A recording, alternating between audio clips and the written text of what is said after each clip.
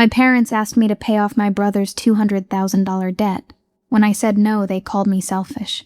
3 months later, the entire family exploded, and somehow, they still blamed me for everything. My name is Vanessa Mercer, and I turned 34 last Tuesday. I celebrated alone with takeout pad thai, a glass of Malbec, and my cat Winston silently judging me from the armchair like he paid rent. Honestly, it was one of the best birthdays I'd had in years. No guilt trips, no fake family check-ins, no phone calls starting with, "Hey, sweetheart." So we wanted to ask you something. In my family, that sentence never ended well. There was a time I would have loved having everybody over. My parents, my older brother Garrett, his wife Elena, their 3 kids tearing through the house while somebody burned garlic bread in the oven. Back then, I thought we were close. Now I know we were just financially attached. I grew up in Dayton, Ohio, in one of those neighborhoods where everybody knew your business before you did. My dad, Leonard, drove delivery trucks for most of his life. My mom, Denise, worked reception at a pediatric office. Good people, honest people. But when it came to Garrett, logic completely left their bodies. Garrett was 4 years older than me and had been treated like a hometown celebrity since high school football. In Dayton, being varsity quarterback was basically a personality trait. People still talked about his senior season at cookouts 10 years later like he'd won a Super Bowl. Problem was, Garrett peaked at 17. He dropped out of college halfway through sophomore year, moved back home, and spent the next decade bouncing between opportunities: sports bar manager, car salesman, crypto guy for 6 months.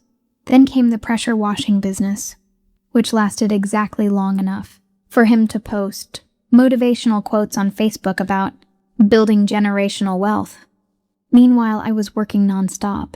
I earned a full academic scholarship to Ohio State, moved to Atlanta after graduation with barely anything in my bank account, and slowly built a career in finance. Long hours, cheap apartments, side freelance work during tax season. I skipped vacations, drove the same used Honda for 8 years, and saved every bonus check like my future depended on it, because I knew it did.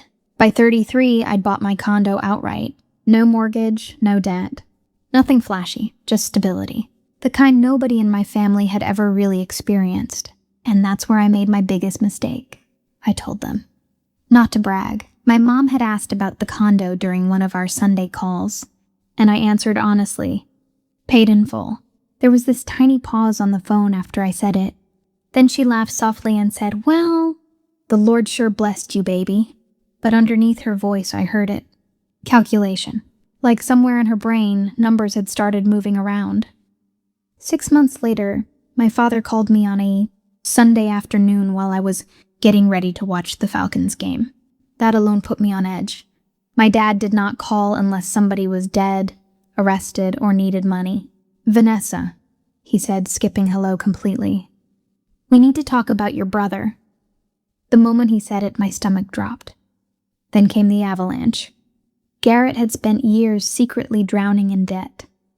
Credit cards maxed out, personal loans from sketchy online lenders, back rent from an apartment in Kettering, a failed food truck business that apparently never made it past the logo design stage. On top of that, he'd taken out a business loan using my parents as co-signers. Nobody had told me any of this. Total debt, just over $200,000. I actually laughed when my dad said the number because my brain refused to process it. 200,000? I repeated. My father didn't laugh back.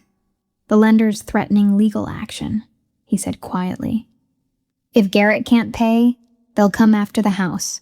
In the background, I could hear my mother crying, and suddenly all the little pieces started clicking together.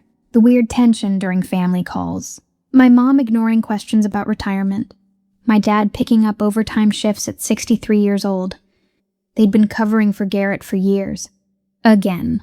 Apparently, creditors had already started calling the house directly. My mom stopped answering unknown numbers altogether. My dad was talking about selling his truck before the bank could touch it. Meanwhile, Garrett somehow still had enough money for playoff tickets and brand new Jordans every other month. That's when something cold settled into my chest. Because this wasn't an emergency. This was a lifestyle. And somehow, I already knew exactly where this conversation was headed. "You're the only one in the family doing well," my father said carefully. "We all talked about it. If you helped clear the debt, Garrett could finally reset and get back on his feet." Reset. Like bankruptcy was a software update.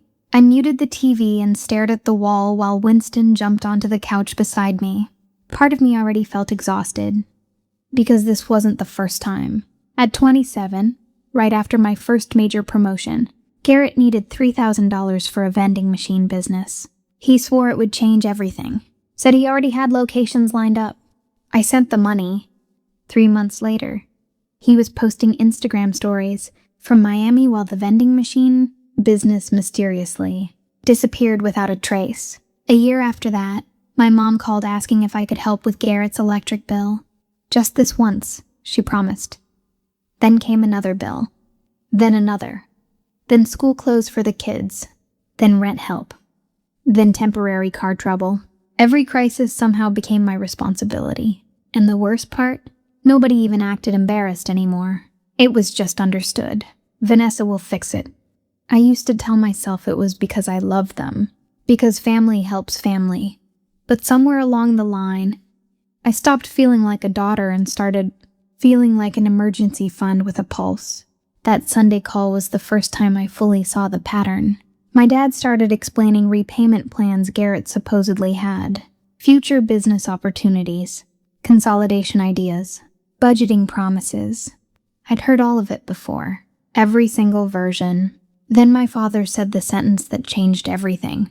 "Vanessa, you don't have kids. You don't have a mortgage. What exactly are you saving all that money for?" I still remember the silence after he said it, not because I was shocked, because suddenly my entire childhood made sense. To them, my success wasn't mine. It was family property. All the years I spent working while Garrett screwed around. All the sacrifices, the skipped trips, the overtime, the stress headaches, the lonely nights eating microwave dinners after 12-hour shifts. None of it mattered. Because in their minds, the responsible child existed to rescue the irresponsible one. And the crazy part? A small piece of me still felt guilty because there were kids involved. My nieces and nephew didn't ask for any of this. For maybe 2 seconds, I actually wondered if saying no made me a terrible person. Then I remembered Garrett sitting courtside at Cavaliers games while my father worked weekends to cover bills. I remembered my mother crying over collection calls while Garrett posted selfies from rooftop bars. I remembered every single temporary setback. Everybody else expected me to finance forever, and something inside me finally hardened. Not anger, clarity, the kind that feels calm, final. I took a breath. "Vanessa," my father said quietly, "if this house goes, your mother and I lose everything." I closed my eyes. Then I said the 3 words that split my family in half. "I can't do it." Silence. Complete silence. Then my mother grabbed the phone. And what she said next is something I still haven't forgiven.